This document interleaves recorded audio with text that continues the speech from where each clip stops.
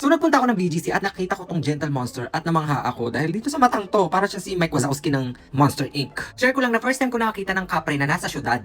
Kidding aside, ang Gentle Monster ay mula pa sa South Korea. Isa itong sunglasses and optical glasses brand.